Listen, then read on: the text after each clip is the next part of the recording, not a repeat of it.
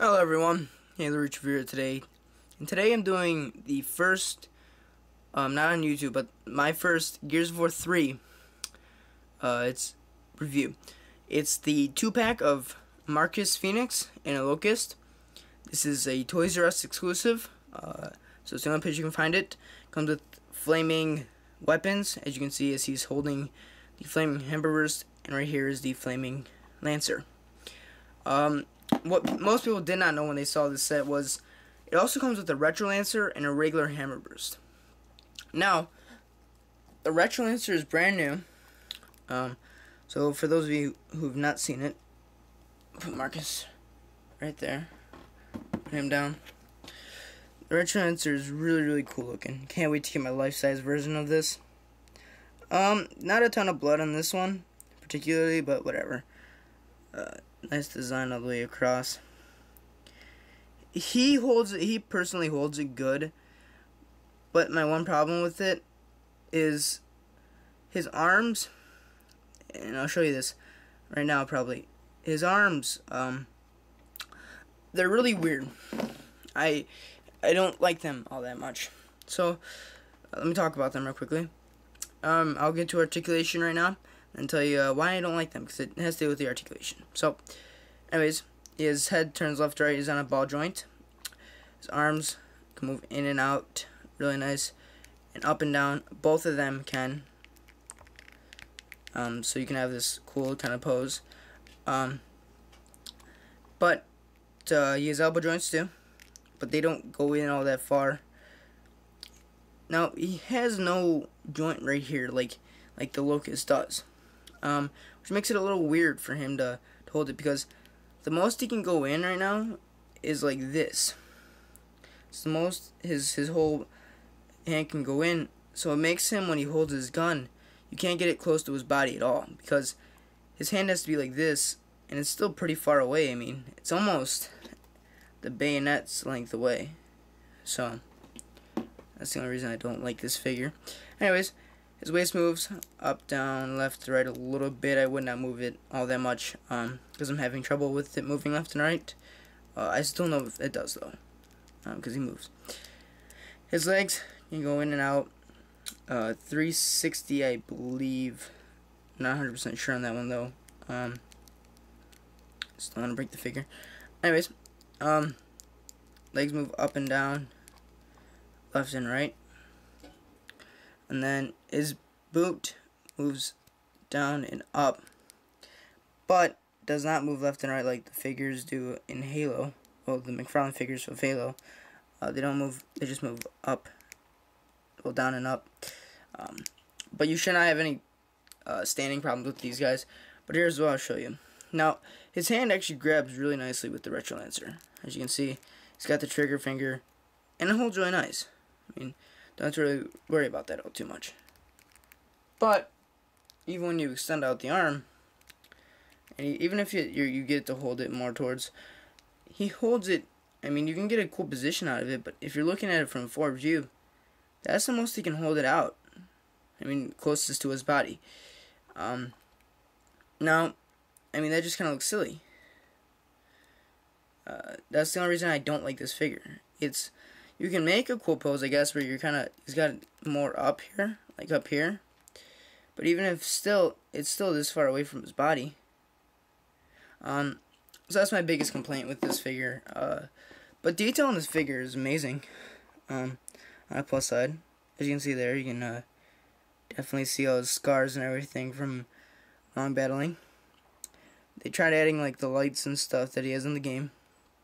Right there, he's got his new chest plate, which looks very nice. Right here, he's got some more. He's got his little battle scars. Also over here, where he has his tattoo, which is why I personally don't think that they added the articulation here, but they have the tattoo, some more. But for the most part, other than paint chipping off, which is very possible, they're kind of hidden really well, the joints. But no, because this part doesn't move, and the only part that moves is his hand, and the hand goes 360, but still, he can't get it in all that. I mean, it's really close to his body still.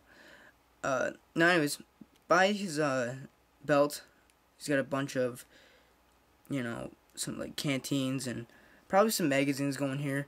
That's all rubber. Just don't rip it off, and you'll be fine. So he stands very nice, as you see there. Now coming to the Hammerburst, and the Locust look very nice, but they're both kind of got some quality control issues with going on with the Hammerburst here. Now this could be just because it's how this Hammerburst is supposed to be. Now these both these figures come with pegs on the weapon, because they have a little spot in the back, which I'll show you right here because I didn't show you the back of this figure, which looks very nice too.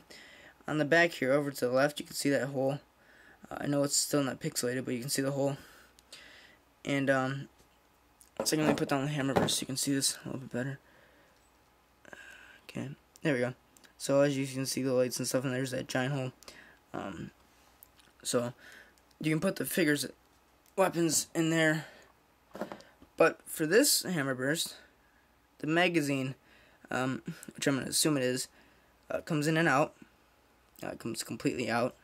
I don't know if this is just kind of a cool feature that they wanted. This doesn't move at all. It could be lack of paint too. But that comes out. So someone can let me know in the comments or something if you guys have this. But this is nice and solid, right?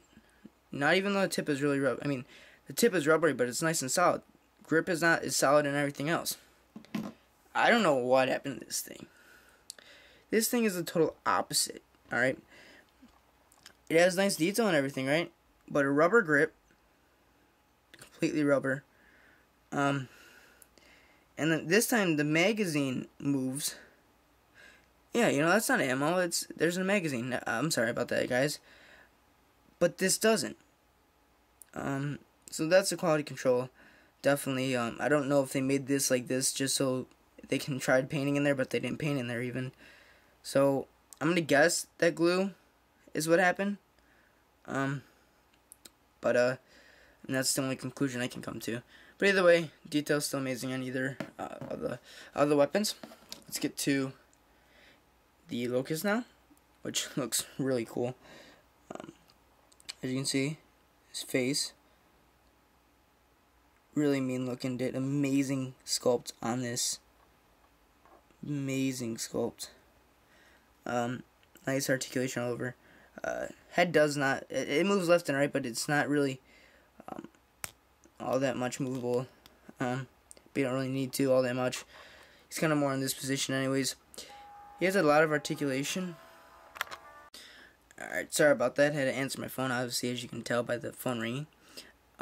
Anyways, but the articulation is really nice. They have articulation that all the way around here.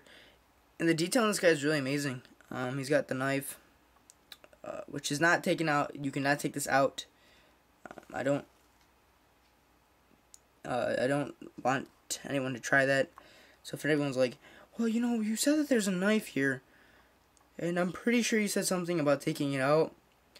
Don't do it. It's just don't try. It's amazing detail.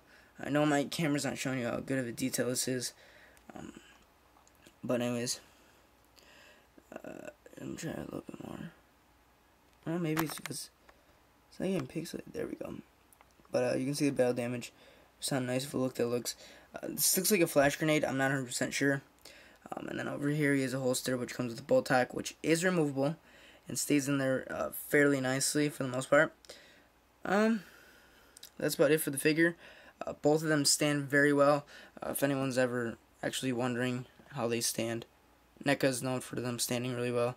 I know it seems like he's falling over after I just made statements, but it's because it's kind of on level, as you can see, and it's cardboard. So that's it for the review. One last thing, if you guys really wanted to know that this moves out, that's about it though. The paint job for the fire is okay. Not my favorite, but still pretty cool that they did it. So, Halo Reach Reviewer saying